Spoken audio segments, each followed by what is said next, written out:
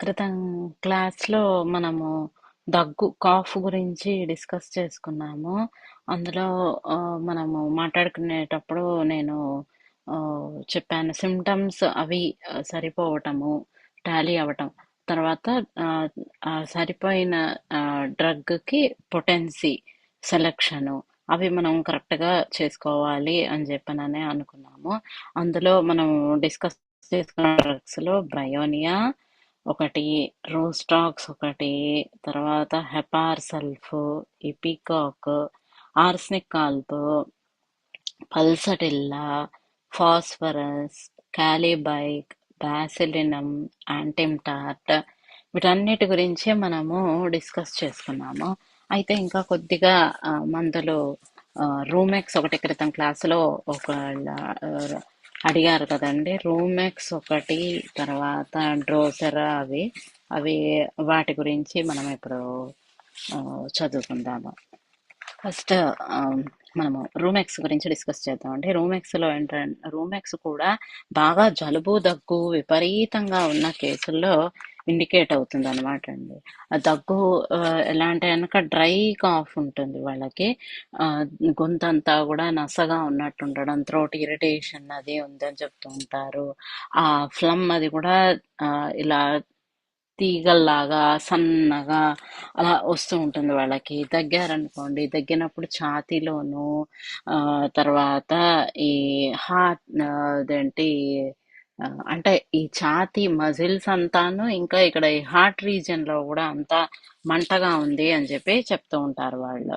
తర్వాత బాగా దగ్గు వచ్చినప్పుడు ఏంటంటే ఇట్లాగా తరలు తరలుగా ఊపిరి అందనంతగా దగ్గు వస్తుంది కదండి. సో దీంతో ఏంటంటే వాడికి ఛాతీలో ఈ భుజాలు ఇవంతా కూడా నొప్పులు వస్తూ ఉంటాయి వాళ్ళకి. దగ్గు వచ్చిన ప్రతిసారి కూడా వాళ్ళకి గాలి అందనట్టు అవ్వటం కూడా ఉండొచ్చు. తర్వాత దగ్గుతో పాటుగా ఇట్లా అంటే వీళ్ళు ఉమ్మినప్పుడు కొంచెం ఫ్లమ్ వస్తుంది అనుకోండి. ఆ వచ్చిన కొద్దిగా ఫ్లమ్ కూడా ఇట్లా కొంచెము తీగలాగా ఉన్నట్టుగా ఉంటుంది వాళ్ళకి. ఆ తర్వాత వాళ్ళు చల్లదనం అనేటువంటిది ఏమాత్రం పడదు వాళ్ళకి. రూమెక్స్ యూజువల్ గా ఏంటంటే వింటర్ చలికాలంలో ఉండే వాతావరణంకి ఎక్కువ ఉపయోగపడుతుందండి.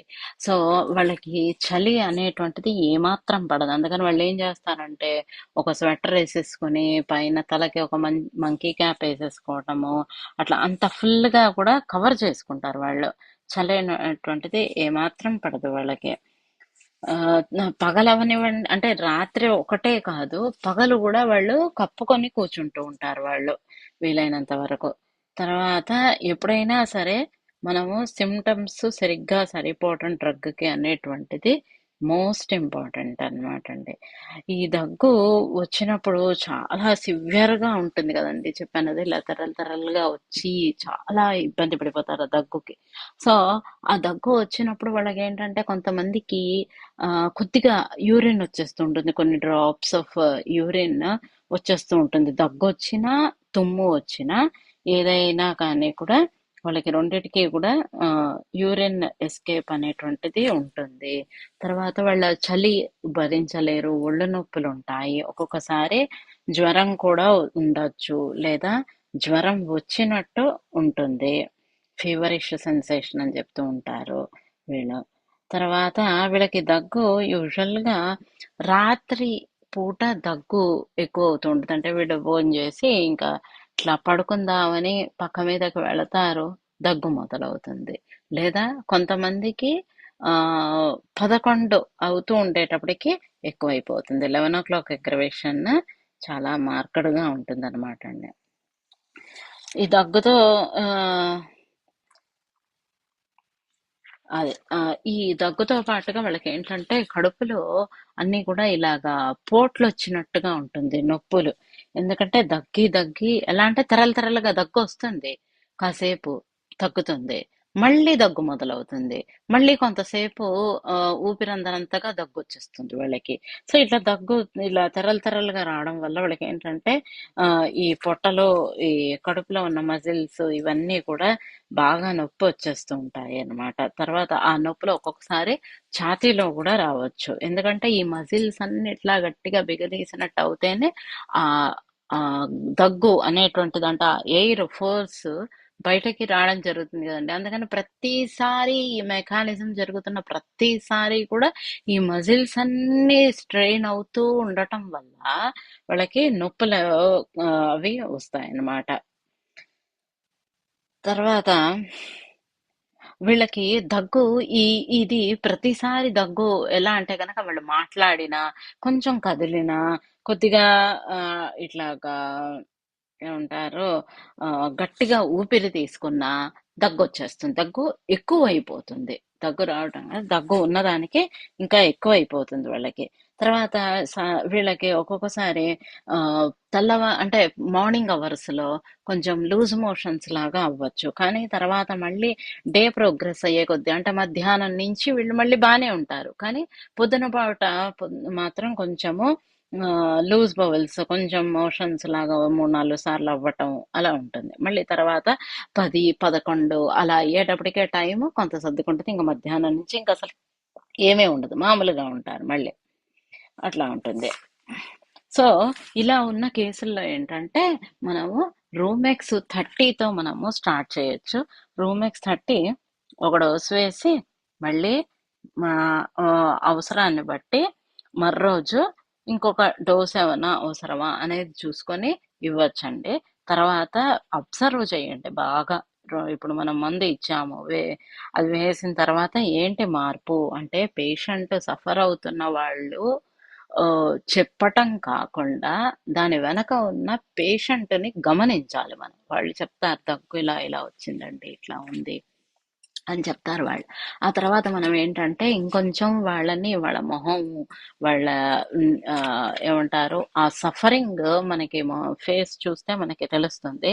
అది గమనించుకొని దాన్ని బట్టి మనం ఇంకా రిపిటేషన్ అవసరమా అనేటువంటిది చూసుకొని చేయాలి. ఇప్పుడంతా సరే మార్పు వచ్చింది కొంతవరకు. వచ్చిన తర్వాత ఇప్పుడు మళ్ళీ ఒక 4 రోజుల తర్వాత మళ్ళీ మనకి పేషెంట్ కనిపించారు. 5 రోజులయింది లేకపోతే. సో, ఇంకా దగ్గు వస్తోందండి అని చెప్పి అన్నారనుకోండి, అప్పుడు మనం ఇంకొక డోసు వేయొచ్చు. లేదా కంప్లీట్‌గా తగ్గింది కానీ ఎప్పుడన్నా కొద్దిగా దగ్గొస్తోందని అన్నారు. అప్పుడు మనం మళ్ళీ 200 ఒక డోసు, రూమెక్స్ 200 ఒక డోసు వేయాలి. అయితే ఇప్పుడు మొదటి రోజున ఆవిడ దగ్గు ఈ ఇబ్బందులు ఇవన్నీ చెప్పినప్పుడు మనం అనుకున్నాం కదా, అనుకున్నట్టుగా వాళ్ళకి ఫీవరిష్ కాకుండా ఫీవరే ఉందనుకోండి యాక్చువల్‌గా. సో, ఇలా ఫీవర్ ఉంటే గనక వాళ్ళకి చీనినం ఆర్స్ 3x పౌడర్ ఇచ్చి కొద్దిగా ఆ రోజు వేయమనని చెప్పండి మీరు. అది వేస్తే గనక మీకు ఆ ఫీవరు తగ్గుతుంది. వాళ్ళకి ఓపికొస్తుంది. ఈ ఆహ్, ఏమంటారు నీరసం అది కూడా తగ్గుతుంది వాళ్ళకి. తర్వాత ఒకవేళ జ్వరం అదేం లేదండి. కానీ దగ్గు బాగా ఉంది. నీరసం దగ్గి దగ్గి బాగా నీరస పడిపోతున్నాడు పిల్లాడు అని చెప్పననంటే, మీరు అప్పుడు చిన్నమ్ ఆర్ఎస్ ఇవ్వనవసరం లేదు. లెసిథిన్ 3x ఇవ్వండి. ఇవేవి కాదు. కానీ ఈ గొంతంతా నొసగా ఉండడం, గొంతు నొప్పిగా ఉండడం, గొంతు ఇరిటేషను ఈ బాధలున్నాయండి. ఇవి బాగా ఇబ్బంది పెడుతున్నాయి. ఏదన్నా తినాలన్నా, తాగాలన్నా కూడా గొంతు ఇబ్బంది, నొప్పిగా ఉంటుంది అనంటే గనక మనం చిన్నమ్ ఆర్స్, లెసిథిన్ ఇవేవి అక్కర్లేదు. మీరు ఈ రూమెక్స్ ఇచ్చి కాలిమూర్ 6x ఇవ్వండి రెండో రోజు. ఇస్తే గనక మీకు ఆ గొంతు నొప్పి అవి కూడా తగ్గుతాయి. తర్వాత సో, ఈ రూమెక్స్ ఏంటంటే మీకు మామూలుగా పొడి దగ్గు ఇట్లా ఉన్న బాధల్లో గొంతు నొప్పి, పొడి దగ్గు ఇటువంటి బాధల్లో తగ్గిస్తుంది. ఇది కాకుండా మీకు టీబీ, థ్రోట్ టీబీ ఉంది వాడికి. లేకపోతే ఇంకేదో లంగ్ టీబీ ఉంది. లేకపోతే గనక కోరింత దగ్గులు. సో, ఇలాంటి కేసుల్లో ఈ మందు బాగా పనిచేస్తుంది. అయితే మీరు నన్ను ఒక క్వెషన్ అడగొచ్చు. ఇప్పుడు వూపింగ్ కాఫ్‌కి మా అబ్బాయికి వ్యాక్సిన్ ఏయించేసామండి చిన్నప్పుడు. అప్పుడు తెలీదు కదా హోమియో గురించి. సో, వ్యాక్సిన్ వేయించేసాం. ఇప్పుడు మా అబ్బాయికి ఇంకా వూపింగ్ కాఫ్ రాదు. మరి అప్పుడు మరి రూమెక్స్ ఎలా ఇండికేట్ అవుతుందండి అని చెప్పనని మీరు అడిగితే గనక దానికి ఒకటే ఆన్సర్ ఏంటంటే, మనము వ్యాధికి అంటే డిసీజ్‌కి మనం ఇవ్వటం లేదు. సో, ఇప్పుడు మీరు టెస్ట్‌కి వెళితే మరి వూపింగ్ కాఫ్ లేదంటారు కదా అని చెప్పారంటే మీరన్నది కరెక్టే. If you take him to the laboratory వాళ్ళు ఏమంటారంటే దెర్ ఈస్ వైరస్ కానీ అదేది లేదు మీ అబ్బాయికి వూపింగ్ కాఫ్ కాదు ఇది అని అంటారు. కానీ ఇప్పుడు కోవిడ్ వచ్చింది అనుకోండి, కోవిడ్లో వచ్చిన కాఫ్ ఎలా ఉంటుంది, ఆ టైప్ ఆఫ్ కాఫ్ మనం గమనించాలి. అది సేమ్ ఇట్లా రూమెక్స్ కాఫ్ లాగా ఉంటుంది. అది వూపింగ్ కాఫ్ అవ్వచ్చు లేకపోతే ఫ్లూ అవ్వచ్చు. కానీ ఆ తిప్పుకోకుండా దగ్గు రావటం అనేటువంటిది మనకి ఇంపార్టెంట్ అనమాట. ఇప్పుడు మనం డిస్కస్ చేసిన రూమెక్స్ సిమ్టమ్స్ అంటే ఏవేవండి అంటే గనక తరచు వాళ్ళకి జలుబులు దగ్గులు అంటే ఆ ఆ, వాళ్ళ చలిని భరించలేకపోవటము, మ్యూకస్ దగ్గు వచ్చినప్పుడు ఆ మ్యూకస్ అంతా కూడా ఇలాగా ఆ రోపిస్ అంటే ఇలా తీగల్లాగా సాగుతూ ఉండటము, తర్వాత ఛాతీలోను గొంతులోను అంతా మంట ఉండటము, ఆ తర్వాత గాలి దగ్గొచ్చిన ప్రతిసారి ఇట్లా గాలి అందనట్టు అవ్వటము, చల్లదనం వల్ల చల్లగాలి వల్ల బాధలు ఎక్కువ అవటము. ఇవి రూమెక్స్ సిమ్టమ్స్. సో ఈ సిమ్టమ్స్ ఉంటే అది whatever may be the case, అంటే it may be whooping cough or flu or covid or TB or pleural effusion, ఏదైనా కేసు అవ్వనివ్వండి, మనకి సిమ్టమ్స్ సరిపోతే మనం ఇవ్వచ్చు rumex. Okay. So next drosera గురించి చూద్దామండి. డ్రోసెరాలో కూడా వాళ్ళకి థ్రోట్ ఇరిటేషన్, గొంతు ఆ, ఏమంటారు ఆ, నసగా గొంతు నొసగా ఉండటము, ఆ తర్వాత ఏమో అంటే ఈ ఆ, గొంతు నొసగా ఉండటము, తర్వాత ఏమో ఈ కడుపు బాడీ అంతా కడుపులో కానివ్వండి ఛాతిలో కానివ్వండి ఒళ్ళంతా కూడా ఇట్లా ఒక ఆ, నొప్పులు ఉండటము, ఇలా స్పాజమ్స్ లాగా వస్తూ ఉండటము ఉంటుంది. కాఫ్ వీళ్ళకి రాత్రి అయిన దగ్గర నుంచి మిడ్ నైట్ కాఫ్ మొదలవుతుంది. రాత్రి అయిన దగ్గర నుంచి కాఫ్ వస్తూ ఉంటుంది. లేదా కొంతమందిలో ఎలా అంటే గనక పిల్లవాడు చక్కగా పడుకున్నాడండి, తెల్లవారుజాము నుంచి కాఫ్ ఎక్కువైపోయింది అని చెప్పి చెప్తారు తల్లిని అడిగితే గనక. అట్లా లేదా కొంతమందికి మిడ్ నైట్ నుంచి కాఫ్ వస్తుంటుంది. లేదా ఇవేవి కాదు, పిల్లవాడిని దగ్గు వస్తూ ఉంటే నిద్ర పట్టిందండి మా వాడికి, అట్లాగా ఇబ్బంది ఏం లేదు, కానీ ఇట్లా పక్క మీద పడుకోబెడుతుంటే లేచి కూర్చుని ఇంకా దగ్గు మొదలు పెట్టేస్తున్నాడు. అదే భుజం మీద వేసుకొని ఉంటే గనక ఆ, బానే కొంచెం నిద్ర పడుతోంది వాడికి అని చెప్పనని చెప్తారు. సో ఇలాంటి ఇలా ఉంటుంది అనమాట వీళ్ళ కాఫ్. ఆ దగ్గు ఏంటంటే కాసేపు వస్తుంది, ఆ వచ్చినప్పుడు మాత్రం బాగా తీవ్రంగా వస్తుంది అనమాట. గుక్క అసలు మళ్ళీ తిప్పుకోవటం వాళ్ళ కష్టం. అసలు విపరీతంగా వస్తుంది దగ్గు. ఆ దగ్గు వచ్చి వాళ్ళకి ఆ మళ్ళీ కొంచెం ఇట్లా ఒక 1 మినిట్ ఆగుతుంది, మళ్ళీ దగ్గు మొదలైపోతుంది. మళ్ళీ అలా కంటిన్యూగా మళ్ళీ దగ్గుతాడు, కంటిన్యూగా వస్తుంది మీకు లైక్ ఒక 1-2 మినిట్స్ ఆగదు దగ్గు.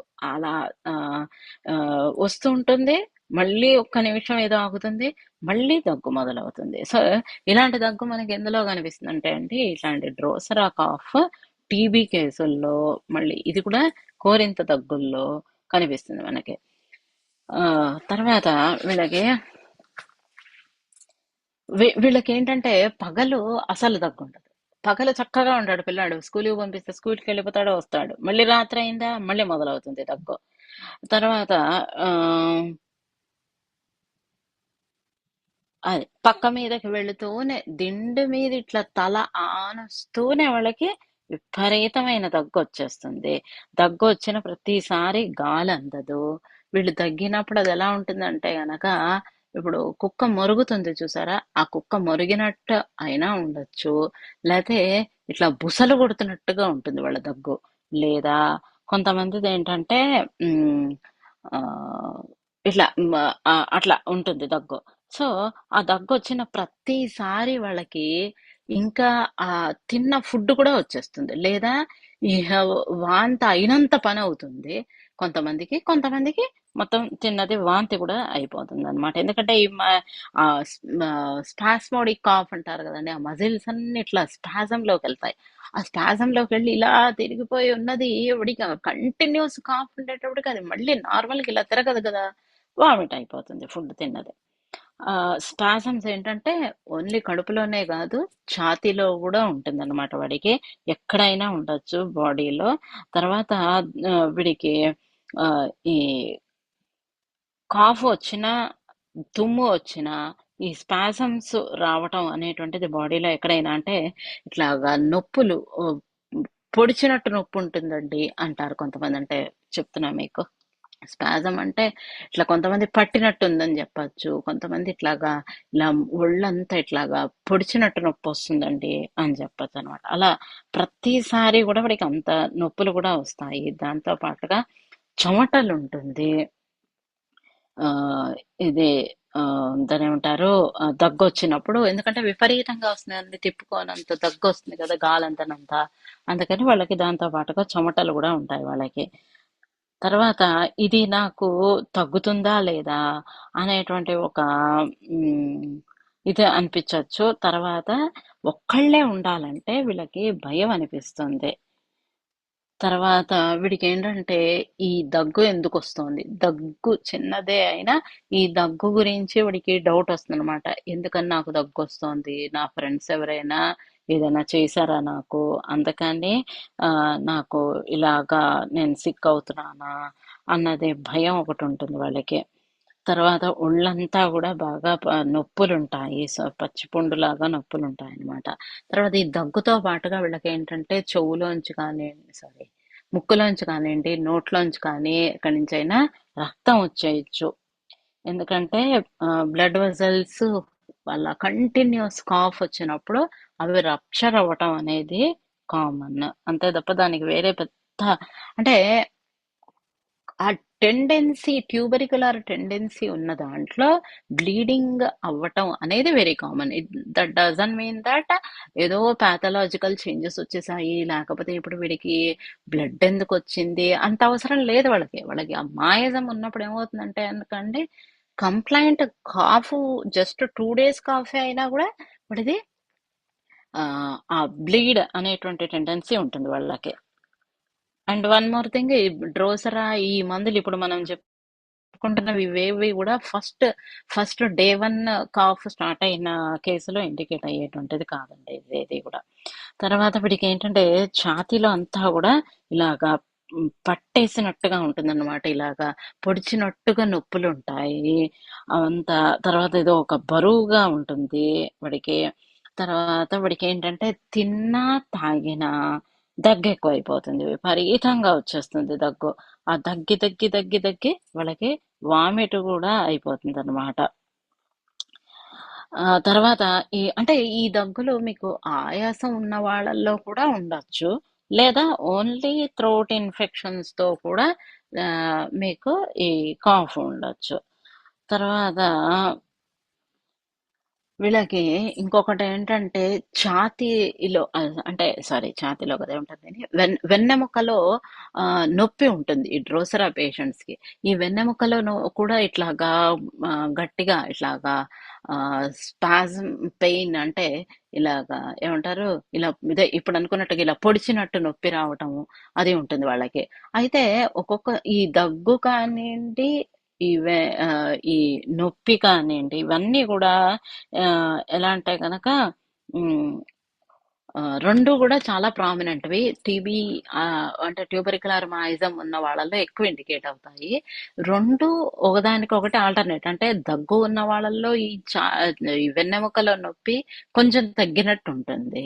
లేదా వెన్నెముకలో నొప్పి అంటే ఈ స్పైనల్ కార్డ్‌లో పెయిన్ ఉన్నప్పుడు ఆహ్, దగ్గు తగ్గుతుంది. అట్లా 2 ఆల్టర్‌నేటింగ్ అనమాట. 2 ఒకసారి కాదు. 2 ఆల్టర్‌నేటింగ్‌గా ఉండటం అనేటువంటిది చాలా ప్రామినెంట్ సిమ్టమ్ డ్రోసరాలో. తర్వాత డ్రోసరా మాత్రము ఎప్పుడూ కూడా మనము రిపిటీషన్ అనేటువంటిది అస్సలు చేయకూడదు. డ్రోసెరా అనేటువంటిది చాలా లోతుగా పనిచేసేటువంటి మందు. అందుకని ఏంటంటే అండి, మనం మందు వేసేటప్పుడే జాగ్రత్తగా చూసుకొని వేయడం 100% అవసరం. మీకు 0.0% డౌట్ ఉన్నా బెటర్ డోంట్ గివ్. ఎక్స్‌పీరియన్స్ ఉన్న వాళ్ళని కనుక్కోండి. సింప్టమ్స్ అన్నీ జాగ్రత్తగా నోట్ చేసుకొని తీసుకెళ్ళి కనుక్కోండి. సరిపోయింది అని అనిపించినప్పుడు మాత్రమే ఇవ్వాల్సిన మందది. అది ఎందుకంటే ఒకసారి వేశాక ఒక్క డోసు వేసామంటే మనం ఆగాలి. ఎందుకంటే అది మనం ఫస్ట్ చెక్ చేసుకొనే వేస్తాం కాబట్టి వేసిన తర్వాత మాత్రం మనం వెయిట్ చేయాలి. మనము టూ మచ్‌గా రిపిటీషన్ చేయలేము.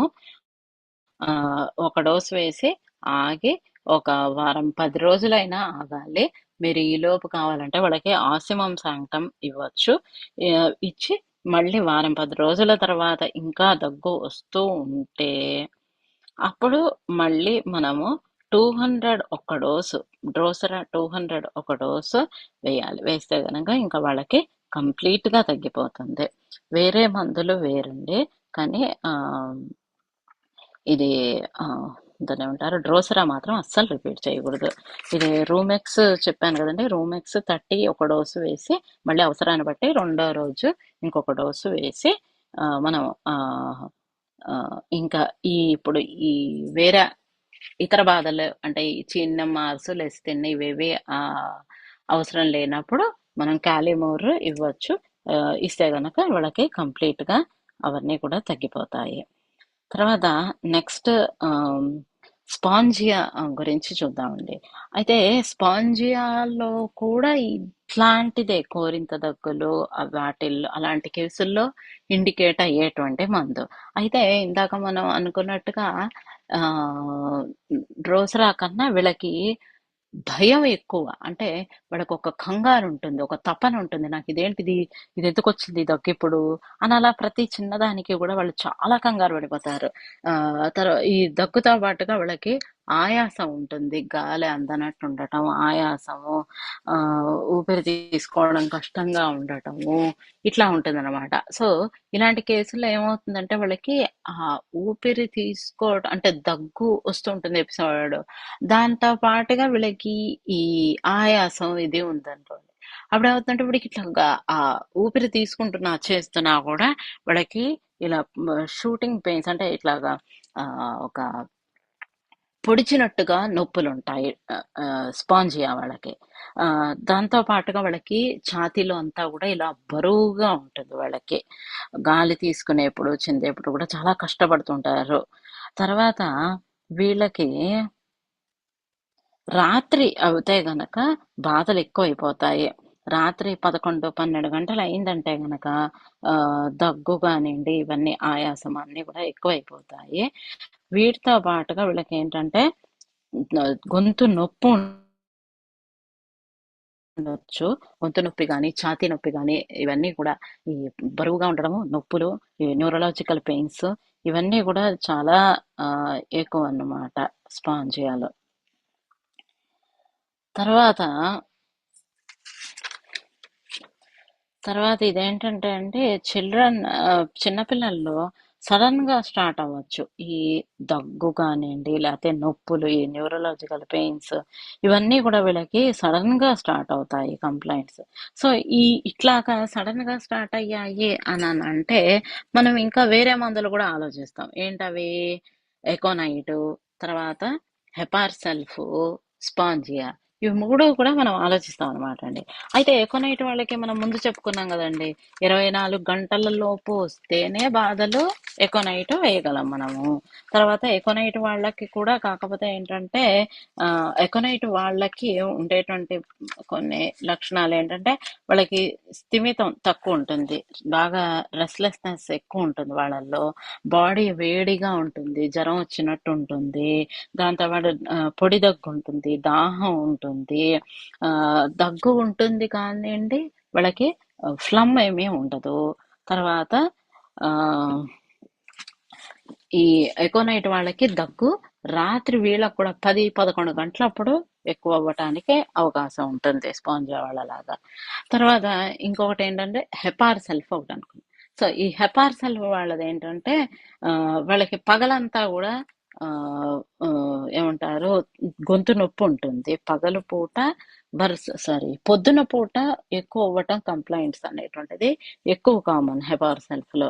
తర్వాత వాళ్ళు గుటక వేయాలి అనంటే గనక వాళ్ళకి సివియర్ చాలా నరకం కనపడుతుంది వాళ్ళకి. ఒక ముద్ద అన్నం తినాలి అనంటే గనక వాళ్ళకి విపరీతమైన గొంతులో ముల్లు గుచ్చుకున్నట్టు ఉండటం అనేటువంటి నొప్పి చాలా తీవ్రంగా ఉంటుంది. అందుకని ఏంటంటే వాళ్ళు తినాలన్నా, చేయాలన్నా వాళ్ళకి చాలా ఇబ్బంది పెట్టేస్తుంది. దాంతో పాటుగా గొంతులో మంట ఉంటుంది. ఈ మంట అది గూడా చల్లనీళ్ళు, చల్లదనం వల్ల ఎక్కువైపోతుందనమాట.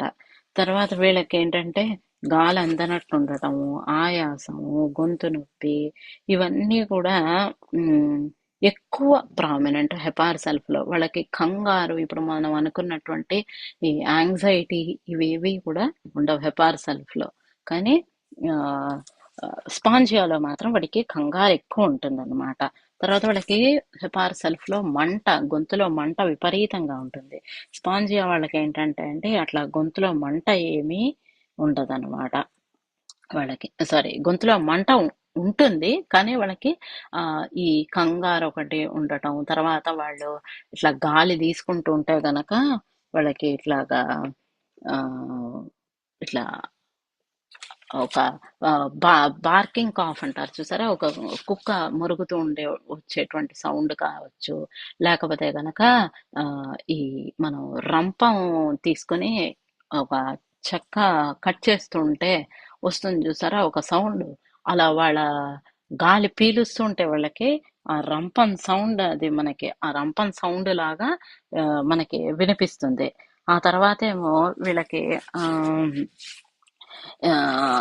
వినిపిస్తుంది. ఇంకొక మందు కూడా ఏంటంటే అండి, ఇట్లాగే గొంతు నొప్పి ఉన్నటువంటి మందు ఇంకొకటేంటంటే లెకసిస్. లెకసిస్ వాళ్ళకి కూడా సివియర్‌గా నొప్పి ఉంటుంది. కానీ వాళ్ళ బాధలన్నీ గూడా ఎప్పుడైనా సరే పొద్దున్న అంటే నిద్ర నుంచి లేవగానే బాధలు ఎక్కువుండటం అనేటువంటిది వాళ్ళల్లో ఎక్కువ. అంటే నేను ఇప్పుడు ఎందుకు చెప్తున్నా అంటే కొంతమంది కొంచెము అడ్వాన్స్ ఉన్న వాళ్ళున్నారు గదండీ! వాళ్ళ గురించి ఊరికనే చెప్తున్నాను నేను. కానీ ఈ మందులు ఇప్పుడు నేను డిస్కస్ చేసినది అంటే ఈ లెపసిస్ ఇవేవి మాత్రం ఆహ్, చిన్న దగ్గు గురించి వేసేటువంటిది మందు కాదు. కానీ ఊరికనే మాటొచ్చింది కాబట్టి చెప్పాను. వాళ్ళకి ఎప్పుడైనా లెపసిస్ వాళ్ళకి మాత్రం పగలు, రాత్రి అనేటువంటిది కాదు వాళ్ళకి. వాళ్ళు పడుకొని లేచిన తర్వాత ఆఫ్టర్ స్లీప్ కానియండి, లేతే నిద్ర మధ్యలో మెలకువ రావటం వల్ల కానియండి, అటువంటి ఆహ్, దీంట్లో ఎగ్రవేట్ అవుతే లెకసిస్ బాగా ఇండికేట్ అవుతుందనమాటండి. కానీ అది ఆహ్, ఏమంటారు మామూలు దగ్గు ఇట్లాంటి చిన్న చిన్న బాధలకి ఇచ్చేటువంటి మందు కాదది. సో, ఇప్పుడు మనం స్పాంజియా ఏంటంటే ఇట్లా మనకి సింప్టమ్స్ అన్నీ సరిపోయాయి. ఇది స్పాంజియా దగ్గనని మనకి తెలిసిందే. అలా అనిపించిన కేసుల్లో మనం ఏంటంటే స్పాంజియా 6 వేయొచ్చు. అవసరాన్ని బట్టి అది రోజుకి 1, 2 మోతాదులో చొప్పున వేయొచ్చండి. వేసిన తర్వాత కొంచెం అబ్జర్వ్ చేసి మనం ఆగి కొంచెం వెయిట్ చేసి మనం అవసరం అంటే వాళ్ళకి బెటర్‌మెంట్ ఉంటే గనక మనము ఆసిమమ్ సాంక్టమ్ ఇచ్చేసి ఊరుకోవచ్చు. లేదు వాళ్ళకింకా 2 రోజులయింది ఇంకా దగ్గు వస్తోంది. అప్పుడు మళ్ళీ మనం స్పాంజియా 30 ఒక్క డోస్ వేస్తే గనక కంప్లీట్‌గా తగ్గిపోతుందండి వాళ్ళకి. ఇంకా ఒక్క వారం రోజులకి మీరు ఆసిమమ్ సాంక్టమ్‌తో ఫాలో అప్ ఇచ్చేస్తే గనక కంప్లీట్‌గా ఆహ్, స్పాంజియా అదే దగ్గు తగ్గిపోతుంది. తర్వాత మనము ఇది యాంటిమ్టాట్ అది అందరికీ అర్థమైందనని అనుకుంటున్నాను మొన్న చెప్పినది. కాకపోతే ఒక మళ్ళీ చిన్న రివ్యూ లాగా చెప్తానండి. వాళ్ళకి దగ్గు వాళ్ళేంటంటే యాంటిమ్టాట్ వాళ్ళు ఎప్పుడైనా చూడటానికి పాలిపోయి ఒక ఏమంటారు ఏదో చాలా ఇబ్బంది పడుతూ అంటే ఒక వీళ్ళ అనారోగ్యంతో బాధపడుతున్నటువంటి ఇది మనకి కనపడుతుంది వాళ్ళని చూస్తే. చల్లటి చెమటలవి ఉంటాయి వాళ్ళకి. తర్వాత ఫేస్ అంతా గూడా బ్లూయిష్‌గా ఉండొచ్చు. ఇలాగా అంటే ఏదో చాలా మ్, ఆ, ఏమంటారు పేల్గా అయిపోవటం కానివ్వండి, లేకపోతే బ్లూయిష్గా కానీ అయిపోతుంది అనమాట. చాలా భారంగా గాలి తీసుకుంటూ ఉంటారు వాళ్ళకి. వాళ్ళు తర్వాత వాళ్ళ ముక్కు పుటాలు అవి చూస్తే గనక ఇట్లాగా ఈ ముక్కు పుటాలు ఇట్లా కదులుతూ ఉంటాయి. వాళ్ళు గాలి తీసుకుని వదిలేటప్పుడు ఈ ముక్కు పుటాలు ఇట్లా కదలటం మీరు చూడొచ్చు రెండు కూడా. తర్వాత దగ్గు వచ్చిన ప్రతిసారి వాళ్ళకి ఆ ఇలా గురగుర ఉంటుంది, వీసింగ్. తర్వాత టంగ్ అంతా కూడా వైటిష్ కోటింగ్ ఉంటుందన్నమాట. ఎప్పుడూ కూడా వాళ్ళకి నిద్ర వస్తున్నట్టుగా ఉంటుంది, మత్తుగా ఉండటం, అట్లా పడుకునే ఉంటారు వాళ్ళు ఎక్కువ. ఆ తర్వాత ఏంటంటే వీళ్ళకి ఇంకొకటి ఆస్తమా, ఆయాసం ఉన్న కండిషన్స్ లో కూడా, ఆయాసంతో కూడుకొని ఉన్న దగ్గు కానివ్వండి, లేకపోతే ఆయాసం ఒకటే ఉన్న కేసుల్లో కూడా యాంటిమ్టాట్ చాలా బాగా పనిచేస్తుంది. వీళ్ళకి వీటితో పాటుగా వామిటింగ్ సెన్సేషన్, నాజియా ఇవన్నీ కూడా బాగా ఉంటాయి వీళ్ళకి. తర్వాత ఇంకొకటి ఏంటంటే ఇది అంటే మనకేంటంటే డ్రగ్ ఇండికేట్ అవుతే ఎటువంటి కేసులైనా అంటే ప్లూరల్ ఎఫ్యూజన్ అంటే మీకు లంగ్స్ దగ్గర లంగ్స్ చుట్టూ 2 లేయర్స్ ఉంటాయి. అయితే ఆ లేయర్స్ మధ్యలో ఫ్లూయిడ్ ఉండిపోతుంది. ఆ ఫ్లూయిడ్ అక్యుములేషన్ అవ్వడాన్ని ప్లూరల్ ఎఫ్యూజన్ అంటారు. సో అలాంటి ప్లూరల్ ఎఫ్యూజన్ ఉన్న కేసుల్లో యాంటిమ్టాట్ చాలా బాగా పనిచేస్తుంది వాళ్ళకి. విపరీతమైన నీరసం ఉంటుంది. ఆ ప్లూరల్ ఎఫ్యూజన్ ఉంటుంది కదండి. సో ఎందుకంటే అన్వాంటెడ్ ఫ్లూయిడ్ కదా అది. అలా అక్కడ ఉండకూడని చోట ఉండటం వల్ల ఏమవుతుందంటే బాడీలో ఒకలాంటి వీక్నెస్ డెవలప్ అవుతుంది. వాళ్ళు దాన్ని ఏం చేస్తారంటే గనక, అంటే టీబీ అలా అడ్వాన్స్ అయిపోయిన కేసుల్లో ఈ ప్లూరల్ ఎఫ్యూజన్ ఉన్నప్పుడు వాళ్ళు ఏం చేస్తారంటే ఆ ఫ్లూయిడ్ ని తీస్తారు వాళ్ళు. అది తీసేటప్పటికి వీళ్ళకి ఇంకా విపరీతమైన నీరసం. ఇంకా అసలు చాలా అప్పటిదాకా కనీసం వాడి బాత్రూమ్కి వాడు వెళ్ళగలిగే ఓపిక ఉన్నవాడు కూడా ఇప్పుడు అది కూడా పోతుంది వాడికి. అట్లాగా విపరీతమైన నీరసం ఉంటుంది యాంటంటాట్ వాళ్ళకి. దాహం ఉంటుంది. ఆ, కొద్దిగా కొంచెం కొంచెం నీళ్లు తాగుతూ ఉంటాడనమాట. కొన్ని నీళ్లు తాగుతూ ఎట్లా అంటే గనక ఇప్పుడు మనం డిస్కస్ చేసాం కదా యాంటెమ్ టార్ట్. సో యాంటెమ్ టార్ట్ వాళ్ళలాగా వీళ్ళకి కొద్ది కొద్దిగా వాటర్ తాగుతూ ఉంటారు. సో అందుకని ఏంటంటే మనము ఇప్పుడు ప్రతి డ్రగ్, ఇప్పుడు నేను మీకు ఇప్పుడు ఇది చెప్తాను ఎగ్జాంపుల్. ఎందుకంటే మనకి ఒక కన్ఫ్యూజన్ వస్తుంది స్టార్టింగ్ లో చూస్తే అండి. మనకి అన్ని దగ్గులు ఒకటేలాగా ఉంటాయి. తర్వాత దగ్గున్న ప్రతివాడు గాలి పీల్చడం కష్టంగానే ఉంటుంది. మనం రెమెడీగా ఓపెన్ చేస్తే ప్రతి దగ్గు వస్తున్న ప్రతి డ్రగ్కి ఇది టీబీలో కూడా ఇండికేటెడ్ అంటారు. లేదా ఇది ఇంకేదో ఊపింగ్ కాఫ్ లో కూడా ఇండికేటెడ్. ప్రతి డ్రగ్ ఇదే మాట చెప్తుంటారు. మరి ఇప్పుడు మనకి ఎట్లా తెలుస్తుంది అని అంటే గనక అందు గురించే మనం బాగా గమనించాలి. బాగా మీరు ఈజీగా మీరు తెలుసుకోవచ్చు. ఇప్పుడు హెపార్ సెల్ఫ్ వాడున్నాడు, లేకపోతే ఇందాక అనుకున్న ఇంకొకటి ఏంటి, ఆ వీళ్ళు రూమ్ ఎక్స్ వాడున్నాడు. మీరు ఫ్యాన్ ఇస్తే వాడు ముడుచుకొని కూర్చుంటాడు.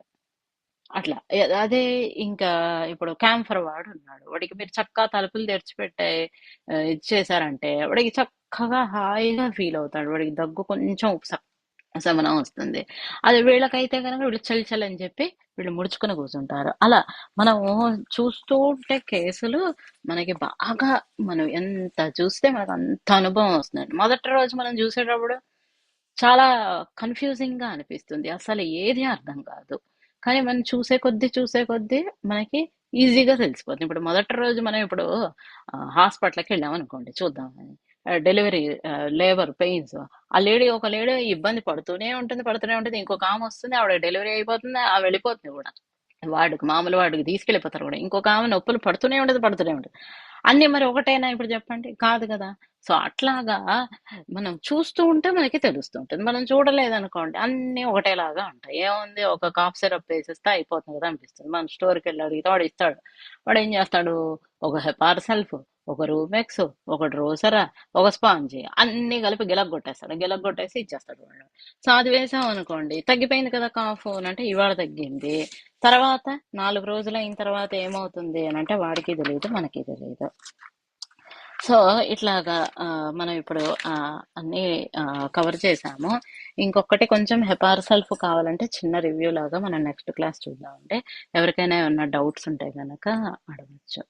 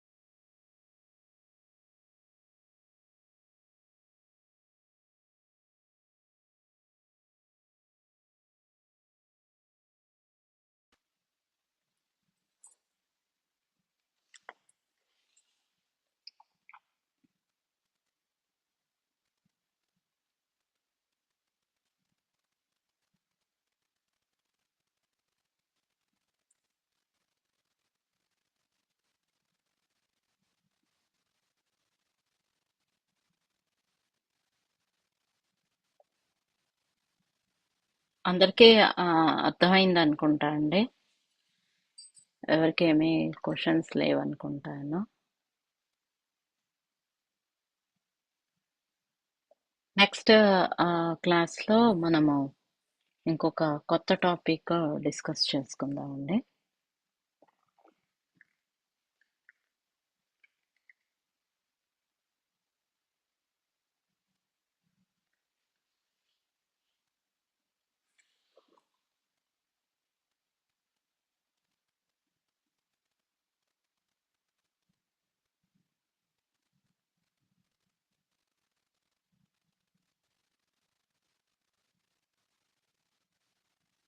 ఇలా వాళ్ళందరినీ అన్మ్యూట్ చేయాలమ్మా.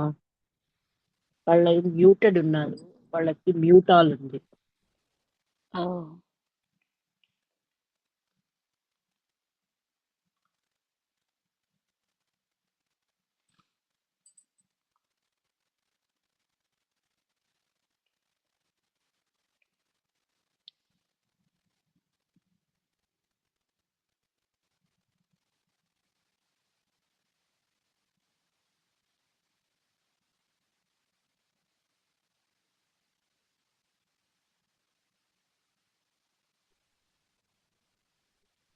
నమస్తే మ్యామ్.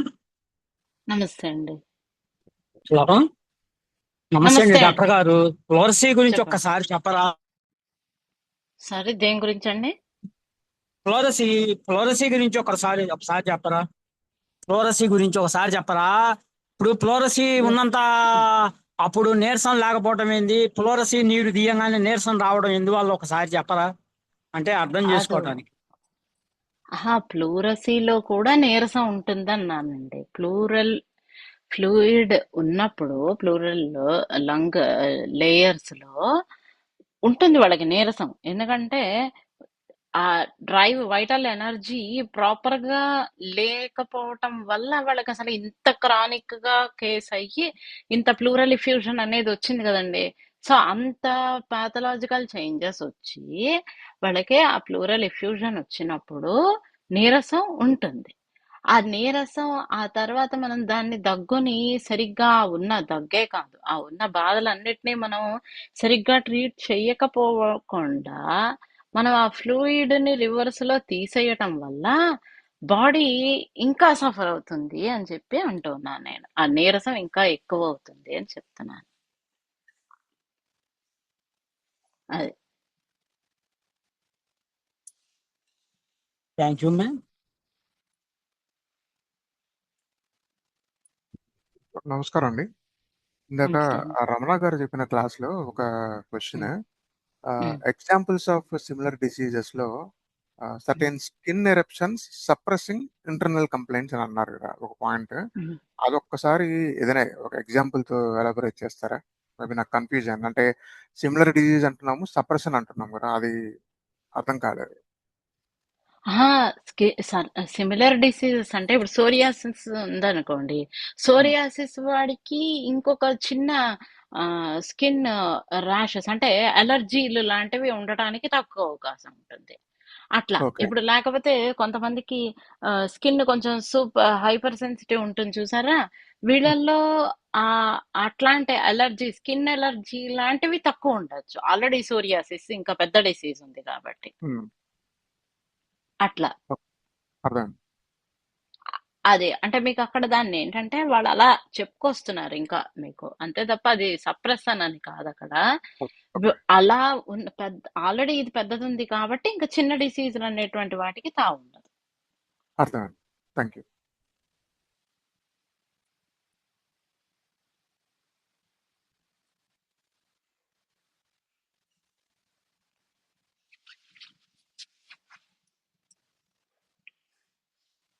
నేను అయితే ఇంకా అందరికీ అర్థమైంది అనుకుంటా అండి.